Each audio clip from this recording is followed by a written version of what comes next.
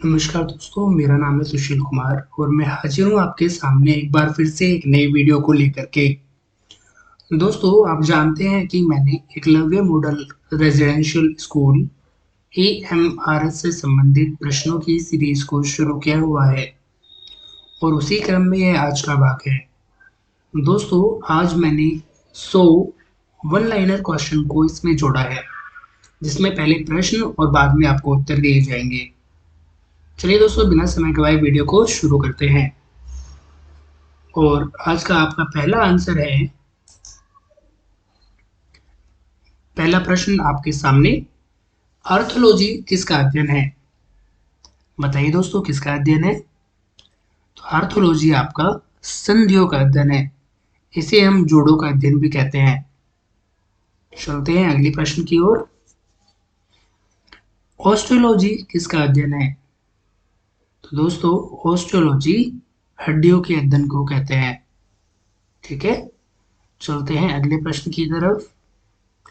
शारीरिक शिक्षा की शिक्षण विधियाएं।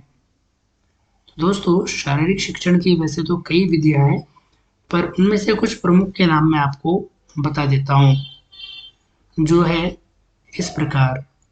पहली हो गई प्रदर्शन विधि, दूसरी आदेश विधि, तीसरी अनुकरण विधि।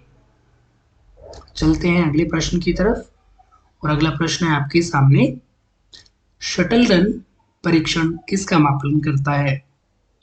दोस्तों, बताइए किसका मापन करता है?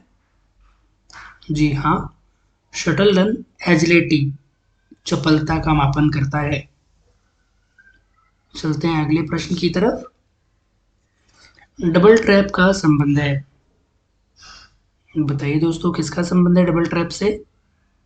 इसका सही आंसर होगा, डबल ट्रैप का संबंध निशानेबाजी से है। ठीक है, चलते हैं अगले प्रश्न की तरफ। अगला प्रश्न है, एपिकोंडिलाइटिस नाम की खेल क्षति का संबंध होता है।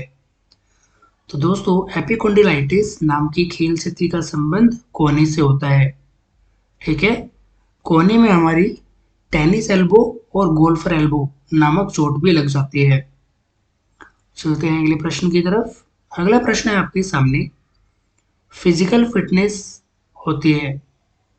तो दोस्तों, फिजिकल फिटनेस होती है, क्या होती है या किसे कहते हैं? उसका सही आंसर है, दैनिक कार्य करने की क्षमता फिजिकल फिटनेस होती है। ठीक है, चलते हैं अगले प्रश्न की तरफ। अगला प्रश्न है आपके सामने, फर्टलैक प्रशिक्षण डेवलप करता है। बताइए दोस्तों, क्या डेवलप करता है? जी हाँ, फर्टलैक प्रशिक्षण एंड्योरेंस को डेवलप करता है। चलते हैं अगले प्रश्न की तरफ। काल क्रम के अनुसार खेल समारोह बताइए। तो दोस्तों, ये है आपके कालक्रम के अनुसार खेल समारोह। तो दोस्तों, इसमें नंबर 1 पर आएगा हमारा राष्ट्रमंडल खेल, जो कि 1930 हैमिल्टन कनाडा से शुरू हुए थे। उसके बाद आएगा एशियन खेल, जो कि 1951 दिल्ली से प्रारंभ हुए। इसके बाद आएगा 1984 सैफ खेल, और इन सभी से पहले हमारा आएगा 1896 आधुनिक ओलंपिक खेल, जिसे बैरन पियरे डी कुबर्टीन द्वारा शुरू किया गया था। ठीक है, चलते हैं अगले प्रश्न की ओर। अगला प्रश्न है, जूडो में सोरमेड का अर्थ है। बताइए दोस्तों, क्या अर्थ होता है सोरमेड का? दोस्तों, जूडो में जो बाउट चल रही होती है, यदि हमें उसे रोकना होता है, तब हम उसे कहते हैं सोरमेड। ठीक है, चलते हैं अगले प्रश्न की तरफ। अगला प्रश्न है आपके सामने, रिले टीम में एंकर रनर होता है। तो दोस्तों, रिले टीम में एंकर रनर चौथे धावक को कहते हैं। ठीक है, जो हमारा नंबर 4 की पोजीशन पे आता है, उसे हम एंकर रनर कहते हैं। चलते हैं अगले प्रश्न की ओर। अगला प्रश्न है आपके सामने, विद्यालय स्वास्थ्य कार्यक्रम के हिस्सा है। दोस्तों, सोचिए क्या क्या हिस्सा होते हैं। चलो, कुछ के नाम मैं आपको बताता हूँ। स्वास्थ्य का रिकॉर्ड रखना, स्वास्थ्य शिक्षा और स्वास्थ्य निरीक्षण करना, यह सभी इसके अंतर्गत आता है। चलते हैं अगले प्रश्न की ओर। ओलंपिक झंडे के गोले का सही क्रम होता है। दोस्तों इसका सही क्रम होता है बेबगर।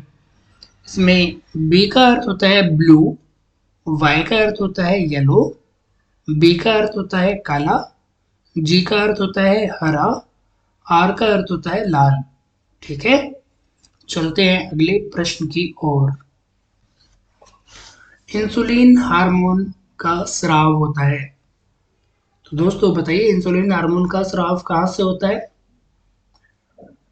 जी हाँ, जो हमारा इंसुलिन हार्मोन होता है इसका स्राव होता है अग्नाशय से। ठीक है, चलते हैं अगले प्रश्न की ओर। अगला प्रश्न है आपके सामने। शरीर के अंगों को अवरोही क्रम में लगाइए।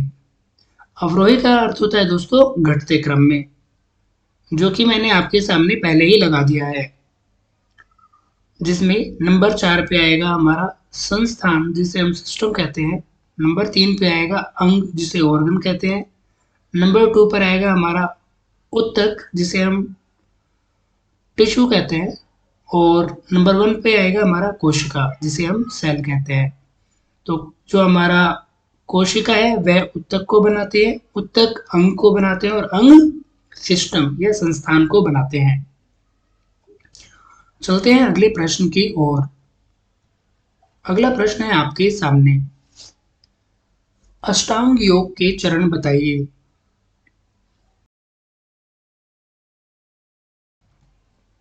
तो दोस्तों अष्टांग योग के चरण होते हैं पहला यम, दूसरा नियम, तीसरा आसन, चौथा प्राणायाम, पांचवा प्रत्याहार, छठा धारणा, सातवां ध्यान और आठवां समाधि। ठीक है दोस्तों, इन्हें आप ठीक से याद कर लीजिएगा क्योंकि कई बार इनका सीक्वेंस ही पूछा जाता है। चलो एक बार मैं भी रिपीट कर देता हूँ। यम, नियम, आसन, प्राणायाम, प्रत्याहार, धारणा, ध्यान, समाधि। ठीक है, चलते हैं अगले प्रश्न की तरफ। अगला प्रश्न है आपके सामने। खेल प्रशिक्षण का उद्देश्य है। तो दोस्तों खेल प्रशिक्षण का उद्देश्य होता है खेल प्रदर्शन में सुधार करना। ठीक है, या खेलों में टॉप फॉर्म को प्राप्त करना। चलते हैं अगले प्रश्न की ओर। अगला प्रश्न है आपके सामने। प्रश्न में पूछा गया है वजन आधार और बल के बीच में होता है। तो दोस्तों जो वजन है यह कौन से लीवर में या कौन से उत्तोलक में आधार और बल के बीच में होगा? तो इसका सही आंसर है द्वितीय श्रेणी के उत्तोलक में, यानी कि दूसरे श्रेणी के लीवर में। चलते हैं अगले प्रश्न की ओर। अगला प्रश्न है आपके सामने। प्रतिवर्त क्रियाएं नियंत्रित होती हैं। तो बताइए दोस्तों प्रतिवर्त क्रियाएं किसके द्वारा नियंत्रित होती हैं? बिल्कुल सही पहचाना आपने, प्रतिवर्त क्रियाएं या रिफ्लेक्स एक्शन स्पाइनल कॉर्ड द्वारा नियंत्रित होते हैं। चलते हैं अगले प्रश्न की ओर। अगला प्रश्न है आपके सामने। अंतराल प्रशिक्षण से अवगत कराया। दोस्तों अंतराल प्रशिक्षण से अवगत कराया था बिकला ने। बिकला का पूरा नाम है अबेबे बिकला। अगला प्रश्न है आपके सामने। डायनमोमीटर मापन करता है। तो दोस्तों डायनमोमीटर मापन करता है किसका? बताएं आप। जी हाँ, डायनमोमीटर हमारे स्ट्रेंथ का मापन करता है। चलते हैं अगले प्रश्न की ओर। अगला प्रश्न है कबड्डी में सुपर टैकल और लोना टेक्निक में कितने अंक दिए जाते हैं? बड़ा ही अच्छा प्रश्न है दोस्तों। कबड्डी पर विगत वर्षों में कई बार प्रश्न आए हैं, तो मैं चाहता हूं कि आप सभी कबड्डी से संबंधित सभी प्रश्नों को तैयार करें। इस प्रश्न का सही उत्तर होगा 2। ठीक है, प्रत्येक टेक्निक के 2-2 अंक दिए जाते हैं। अगला प्रश्न है आपके सामने। प्रश्न है, किस योग में रेक्टस एब्डोमिनस मांसपेशी घूमती है? बताइए दोस्तों, किस में घूमती है? जहां हम रेक्टस एब्डोमिनस की बात करते हैं वहां हमारी नजर में सबसे पहले आता है पेट। ठीक है, और पेट में होती है हमारी रेक्टस एब्डोमिनस मांसपेशी, जो कि न्योली करते हुए घूमती है। ठीक है, चलते हैं अगले प्रश्न की ओर। इंद्रधनुष के रंगों का क्रम है। तो दोस्तों, इंद्रधनुष के रंगों का क्रम होता है विबग्योर। विबग्योर में V for violet, I for indigo, B for blue, G for green, Y for yellow, O for orange और आर फॉर रेड होता है। चलते हैं अगले प्रश्न की ओर। प्रश्न है, किस वेज पदार्थ में सर्वाधिक प्रोटीन पाया जाता है, या सर्वाधिक प्रोटीन किस में पाया जाता है? तो इसका सही आंसर होगा सर्वाधिक प्रोटीन सोयाबीन में पाया जाता है। अगला प्रश्न है आपके सामने, स्वस्थता का महत्व होता है। तो दोस्तों, स्वस्थता का महत्व होता है, यह गुणवत्तापूर्ण जीवन यापन करने में सहायता करती है। चलते हैं अगले प्रश्न की ओर। अगला प्रश्न है, मानव शरीर की सबसे बड़ी तथा सबसे छोटी अस्थि है। तो दोस्तों, मानव शरीर की सबसे बड़ी अस्थि हमारी जांघ में स्थित होती है, जिसे हम फीमर कहते हैं। वहीं सबसे छोटी अस्थि स्टेपिस होती है, जो हमारे कर्ण की अस्थि होती है। चलते हैं अगले प्रश्न की ओर। स्वास्थ्य को प्रभावित करने वाले कारक हैं। तो दोस्तों, स्वास्थ्य को प्रभावित करने वाले कारक होते हैं, उनमें से कुछ के नाम मैं आपको दे रहा हूं। नंबर 1 पे है वातावरण, नंबर 2 पे है वंशानुक्रम, नंबर 3 पर है परिवार। चलते हैं अगले प्रश्न की ओर। अगला प्रश्न है आपके सामने, किशोर अवस्था की समस्याएं हैं।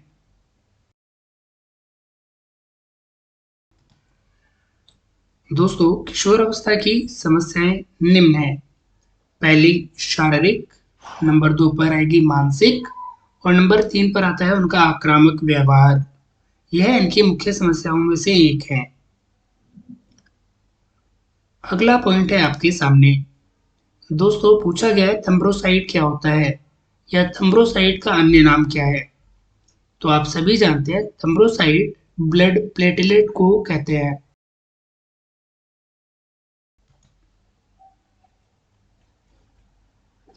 अगला पॉइंट है एरिथ्रोसाइट। एरिथ्रोसाइट किसे कहते हैं? तो आप सभी जानते हैं एरिथ्रोसाइट लाल रक्त कणिकाओं को कहते हैं। चलते हैं अगले प्रश्न की ओर। ल्यूकोसाइट श्वेत रक्त कणिकाओं को कहते हैं। ठीक है, चलते हैं अगले प्रश्न की ओर। अगला प्रश्न है, पतंजलि के अनुसार प्राणायाम की संख्या है। दोस्तों, पतंजलि के अनुसार प्राणायाम की संख्या है 4। दोस्तों, यदि आपको मेरा कोई उत्तर सही नहीं लगता है तो आप मुझे उसे कमेंट बॉक्स में भी कमेंट करके बता सकते हैं। मैं भी एक ह्यूमन हूँ और गलतियां मुझसे भी हो सकती हैं। कृपया उन गलतियों को क्षमा करते हुए मेरी गलतियों को सुधारने में मदद करें। अगला प्रश्न है, प्रसिद्ध फुटबॉल खिलाड़ी लियोनेल मेसी का संबंध किस देश से है? तो दोस्तों, प्रसिद्ध फुटबॉल खिलाड़ी लियोनेल मेसी का संबंध अर्जेंटीना देश से है। चलते हैं अगले प्रश्न की ओर। प्रश्न में पूछा गया है, तेज गेंदबाज में रोटेटर कफ इंजरी या चोट लग जाती है, तो यह इंजरी कहाँ होती है, शरीर के किस भाग में होती है? सोचिए और बताइए। तो इसका सही आंसर है कंधे में। चलते हैं अगले प्रश्न की ओर। अगला प्रश्न है, रक्त कणिकाओं का कब्रिस्तान किसे कहते हैं? आसान प्रश्न है। तिल्ली या स्प्लीन को रक्त कणिकाओं का कब्रिस्तान कहते हैं। चलते हैं अगले प्रश्न की तरफ। अगला प्रश्न है आपके सामने, लाल रक्त कणिकाओं का जन्म स्थान कहते हैं। तो दोस्तों जो हमारी लाल रक्त कणिकाएं होती हैं इनका जन्म स्थान कहा जाता है अस्थि मज्जा को।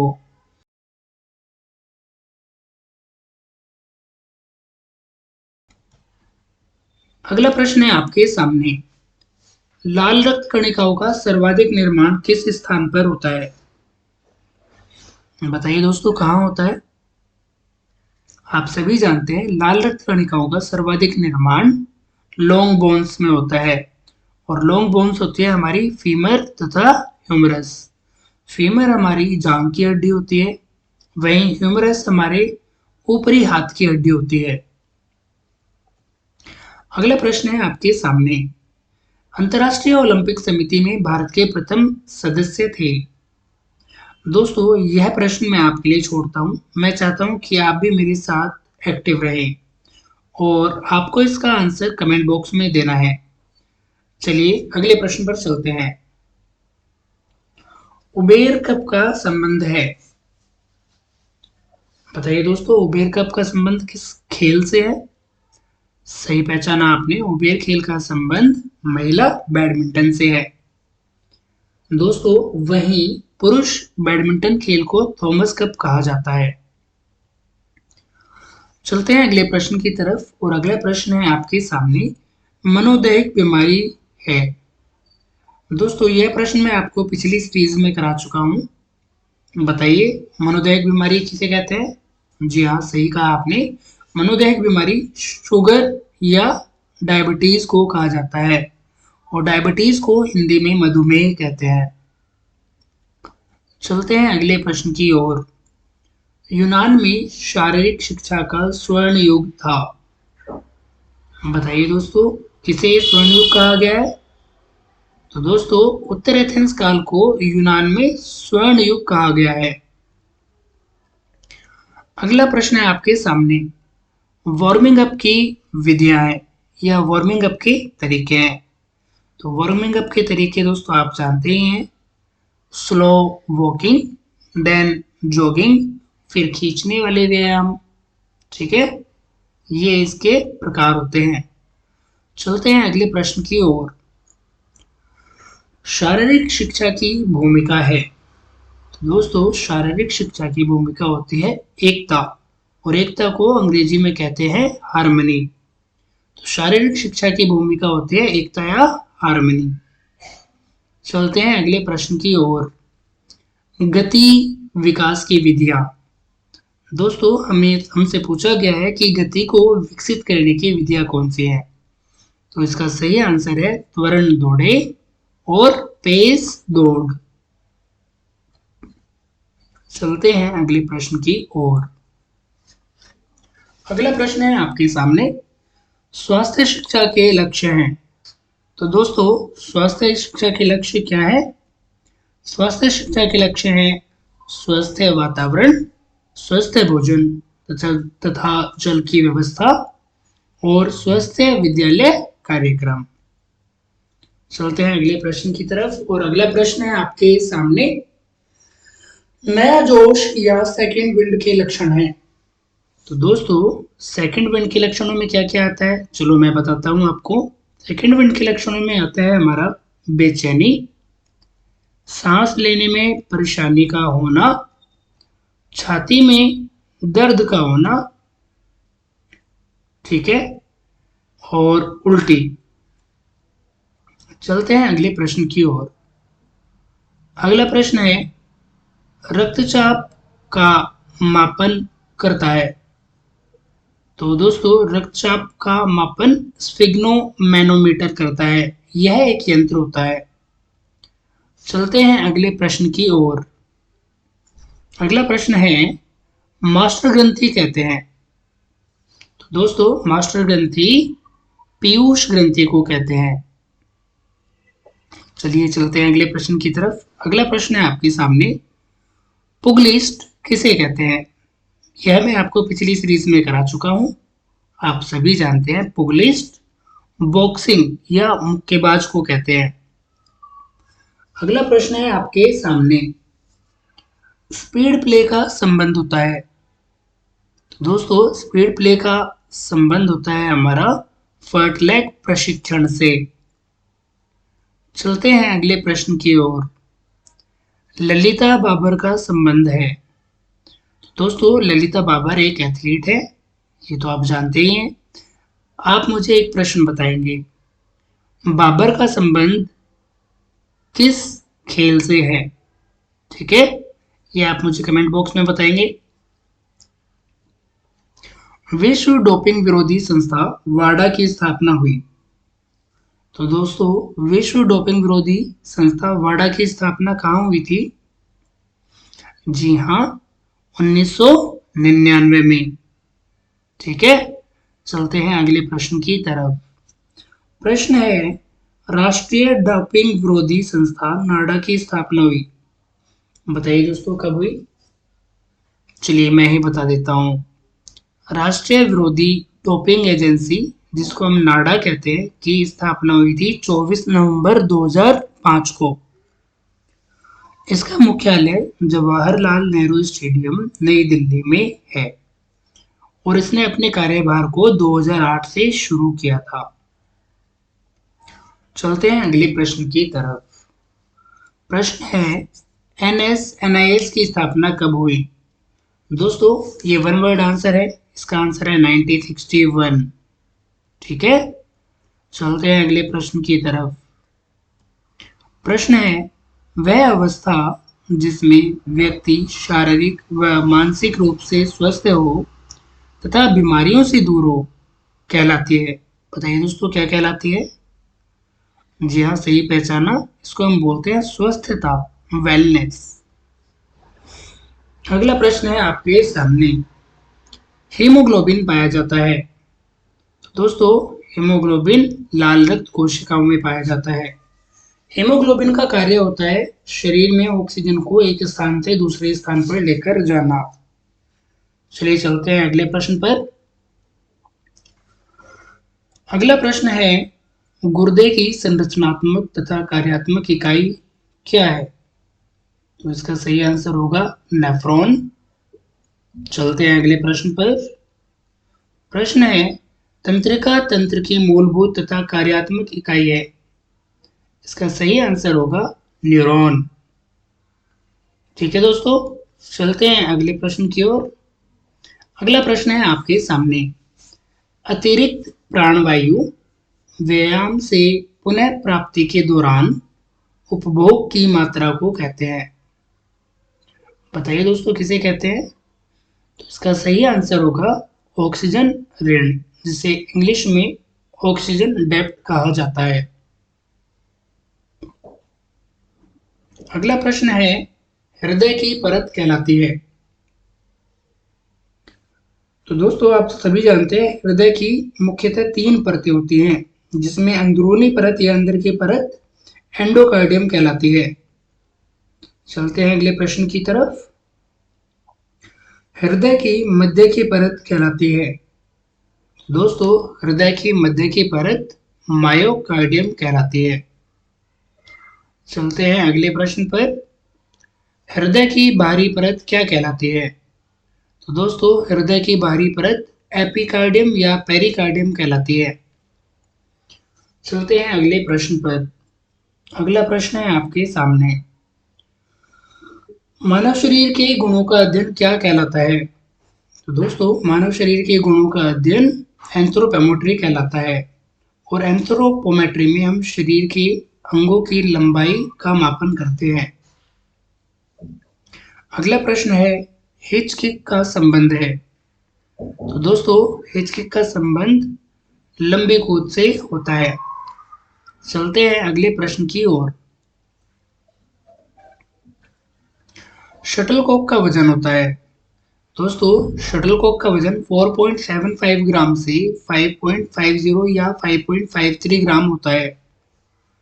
दोस्तों, आप मुझे कमेंट बॉक्स में बताइए कि शटलकॉक के जो पंख होते हैं या फेदर होते हैं वो किसके पंखों के बने होते हैं? चलते हैं अगले प्रश्न की ओर। प्रश्न है, भारत में दूसरी बार एशियाई खेलों का आयोजन कब हुआ? दोस्तों, इसका सही आंसर है 1982 में। ठीक है, चलते हैं अगले प्रश्न की ओर।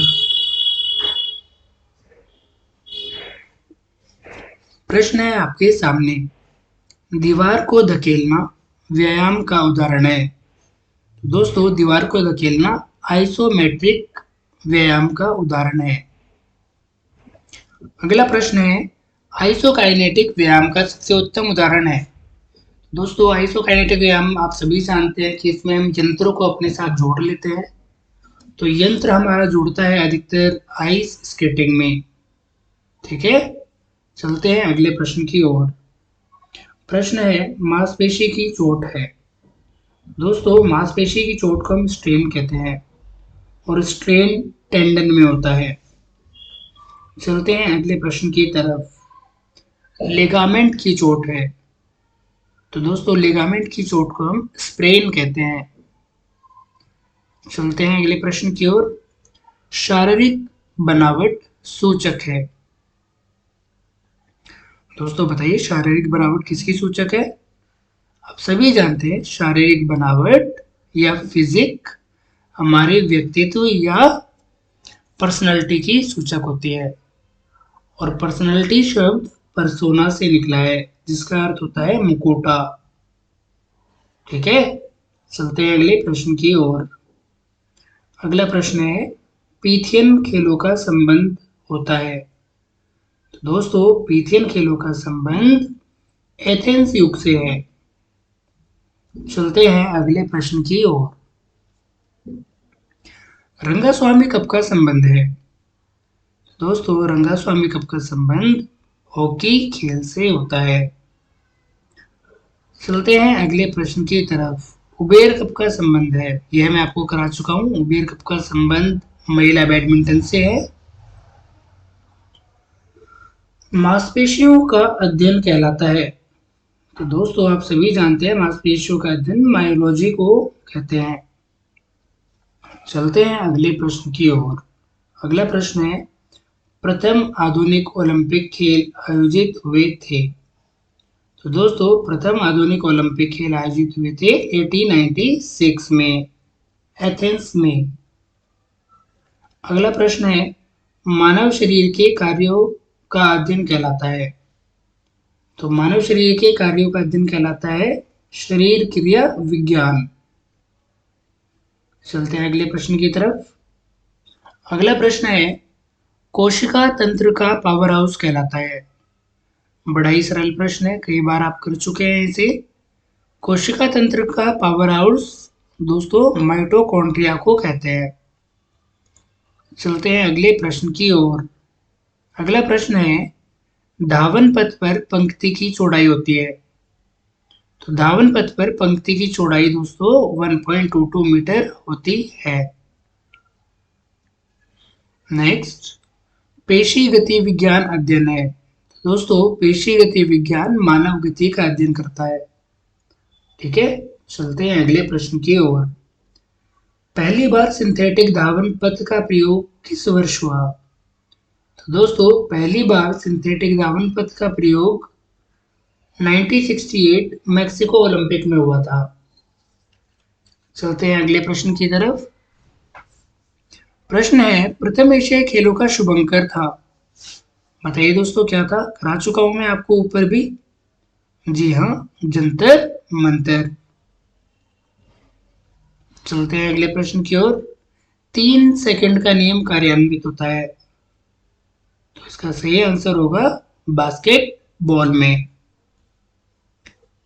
नेक्स्ट क्वेश्चन है, परिसंचरण तंत्र का मुख्य अंग है। तो दोस्तों, परिसंचरण तंत्र का मुख्य अंग होता है हृदय। ठीक है, हृदय का वजन 250 ग्राम से 350 ग्राम के बीच में होता है। हृदय के 4 चैम्बर होते हैं। चलते हैं अगले प्रश्न की ओर। अगला प्रश्न है, मानव शरीर की सबसे बड़ी ग्रंथि है। तो दोस्तों, मानव शरीर की सबसे बड़ी ग्रंथि होती है यकृत। यकृत का वजन लगभग 1.5 किलोग्राम होता है। चलते हैं अगले प्रश्न की ओर। अगला प्रश्न है, मानव शरीर की सबसे छोटी ग्रंथि है। तो दोस्तों मानव शरीर की सबसे छोटी ग्रंथि है पीनियल ग्रंथि, इसे कोनेरियम भी कहा जाता है। चलते हैं अगले प्रश्न की ओर। अगला प्रश्न है फेदरवेट का संबंध है। तो दोस्तों फेदरवेट का संबंध होता है बॉक्सिंग से। चलते हैं अगले प्रश्न की ओर। अगला प्रश्न है रक्त क्या है। तो दोस्तों रक्त एक तरल संयोजी ऊतक होता है। ठीक है, चलते हैं अगले प्रश्न की तरफ। अगला प्रश्न है कोमल ऊतक की चोट है। दोस्तों कोमल ऊतक की चोट होती है मोच, खिंचाव या नील का पड़ जाना। चलते हैं अगले प्रश्न की ओर। अगला प्रश्न है कबड्डी खेल में लोना के लिए कितने अंक दिए जाते हैं। तो दोस्तों कबड्डी खेल में लोना के लिए 2 अंक दिए जाते हैं। चलते हैं अगले प्रश्न की ओर। सहन क्षमता की विकास की विधियां है। तो दोस्तों सहन क्षमता की विकास की कितनी विधियां हैं बताइए।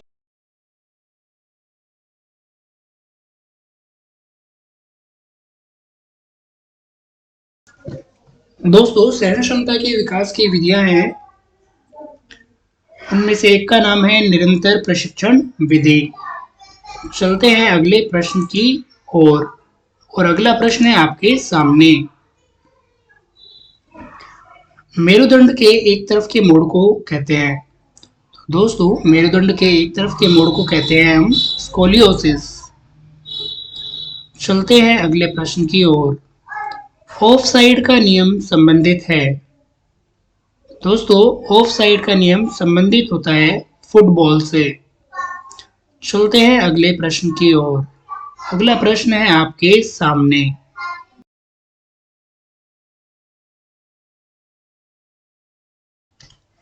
शारीरिक शिक्षा तथा मनोरंजन परामर्श बोर्ड की स्थापना हुई।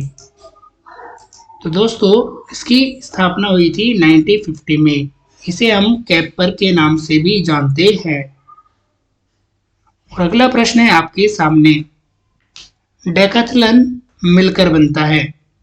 तो दोस्तों डेकाथलन में हमारे 4 धावन पथ और 6 मैदानी प्रतियोगिता होती है, अर्थात इसमें 4 हमारे ट्रैक इवेंट और 6 हमारे फील्ड इवेंट होंगे। चलते हैं अगले प्रश्न की ओर। अगला प्रश्न है आइसोटोनिक व्यायाम का संबंध है। तो दोस्तों आइसोटोनिक व्यायाम का संबंध होता है स्ट्रेंथ से। दोस्तों यह थे हमारे आज के महत्वपूर्ण प्रश्नों की सीरीज। यदि आपको हमारी यह प्रश्नों की सीरीज पसंद आई है तो हमारे चैनल को लाइक कीजिए, शेयर कीजिए, सब्सक्राइब कीजिए। ठीक है, वीडियो में अंत तक बने रहने के लिए आप सभी का धन्यवाद।